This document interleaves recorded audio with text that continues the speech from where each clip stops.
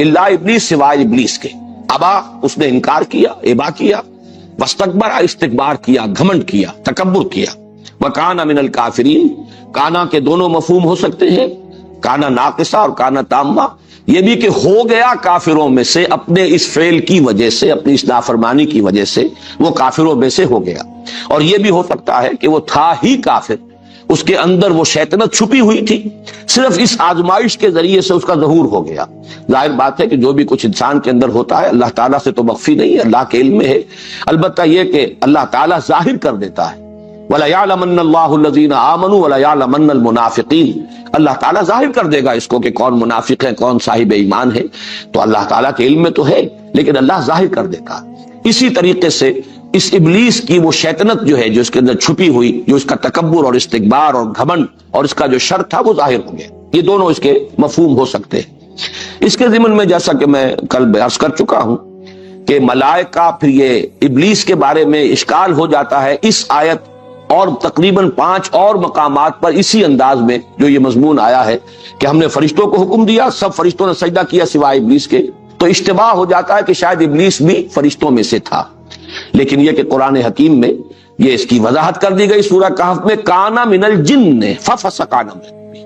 وہ فرشتوں میں سے نہیں تھا۔ فرشتے تو لا یعصون اللہ ما امرہم ویفعلون ما یؤمرون، وہ معصیت نہیں کرتے، نافرمانی نہیں کرتے اللہ کے حکم کی، اور کرتے ہیں وہی کچھ جس کا کہ انہیں حکم ہوتا ہے۔ لہذا یہ معاملہ جو ہے ابلیس سے جو ظاہر ہوا، یہ اس بنیاد پر کہ وہ جنات میں سے تھا، جس کا مادہ تخلیق نار ہے۔ وہ نار اور نور کے قرب کے بارے میں بھی تفصیل سے میں کل عرض کر چکا ہوں، اور یہ کہ اس کے بارے میں یہی جو کچھ معلوم ہوتا ہے وہ یہ کہ اپنے علم اور اپنے زہد اور اپنی عبادت گزاری کی بنیاد پر یہ ملائکہ کے زمرے میں تھا، ملائکہ کے ہی ساتھ شامل تھا، اس اعتبار سے گویا کہ مخاطب تھا اس حکم کا کہ سجدہ کرو آدم کو۔ بسم اللہ اولہ آخرہ، تو جو میں عرض کر رہا تھا کہ یہ ابلیس کیوں اس حکم کا مخاطب بنا، اس کے بارے میں ایک رائے تو یہ ہے کہ چونکہ جنات کمتر مخلوق ہیں ملائکہ سے، بلندتر مخلوق ملائکہ، جب انہیں سب کو حکم دیا گیا کہ سجدہ کرو آدم کو، تو ظاہر بات ہے کہ وہ تابع ہونے کے اعتبار سے وہی برسبیل تغلیب، گویا کہ وہ بھی مخاطب تھے، جنات بھی، اس پہلو سے وہ بھی ایک جنی جو ہے ابلیس، وہ بھی اس کا مخاطب تھا۔ اور ایک رائے یہ کہ وہ اپنے خاص علم اور زہد اور عبادت گزاری کی وجہ سے اس درجے قرب رکھتا تھا ملائکہ کے ساتھ کہ گویا کہ ان کے زمرے میں شریک ہو چکا تھا، اسی لیے خاص طور پر وہ شخصاً مخاطب تھا اس حکم کا جو حکم دیا گیا فرشتوں کو۔ بہرحال یہ چیزیں سارے احتمالات ہیں، جیسے کہ میں نے عرض کیا کہ یہ مشکل رکوع ہے قرآن مجید کا، یہ مقام، اس کے بارے میں تعیین بہت مشکل ہے۔ البتہ یہ کہ آدم اور ابلیس کے ناموں کی بنیاد کیا ہے، یہ بات ہے کہ جس پر ذرا غور کر لیجئے آگے بڑھنے سے پہلے۔ آدم کے بارے میں جو سب سے زیادہ کثرت کے ساتھ رائے جو مقبول رائے ہے وہ یہ ہے کہ چونکہ کرسٹ آف دی ارتھ، عدیم الارض، عدیم کہتے ہیں کسی شے کا چھلکا، اوپر کا چھلکا، تو یہ جو کرسٹ آف دی ارتھ ہے یہ اس زمین کا، ہمارے اس پلینٹ کا چھلکا ہے،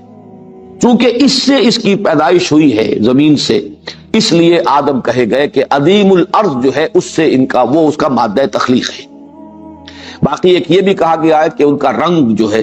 سرخی مائل گندمی رنگ، تو اس کے لیے بھی یہ لفظ عربی زبان میں یہی مادہ مستعمل ہے۔ اور ایک تیسری رائے یہ ہے کہ یہ جو مادہ آتا ہے الف دال میم کا، یہ مخالطت، ملنا جلنا، آپس میں کس چیزوں کا باہم جو ہے مختلط ہو جانا، اس کے لیے یہ لفظ مستعمل ہے، مل جانا۔ تو جیسے کہ موانست، انسان کے لیے بھی یہ آپس میں مانوس ہو جانا، موانست یہ انسان کے لیے ایک لفظ کی بنیاد ہے کہ انسان کو انسان اس لیے کہا جاتا ہے کہ باہم ایک دوسرے سے مانوس ہو جاتے ہیں۔ اسی طریقے سے یہ لفظ اس معنی میں بھی چونکہ عربی زبان میں مستعمل ہے، چنانچہ ایک حدیث بھی ہے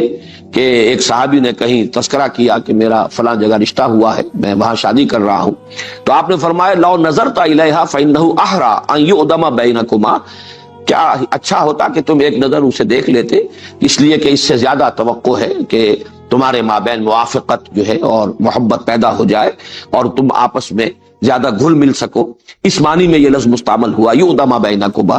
تو اس لیے شاید آدم کو آدم اس لیے کہا گیا، جو آپ انگریزی میں کہتے ہیں گریگوریس اینیمل ہے، انسان مل جل کر رہنے والا متمدن حیوان ہے۔ ابلیس کے لیے یہ لفظ جیسا کہ میں نے پہلے عرض کیا تھا یہ صفاتی نام ہے، اس کا اصل نام کیا ہے اس میں علم اس کا قرآن مجید میں نہیں آیا، بعض روایات میں عزازیل نام اس کا آیا ہے، قرآن میں کہیں نہیں۔ ابلیس جو ہے یہ بھی اس کا صفاتی نام ہے، اس لیے کہ ابلسا یبلسو یہ آتا ہے نہایت مایوس ہو جانا، فرسٹریٹڈ، دی فرسٹریٹڈ ون،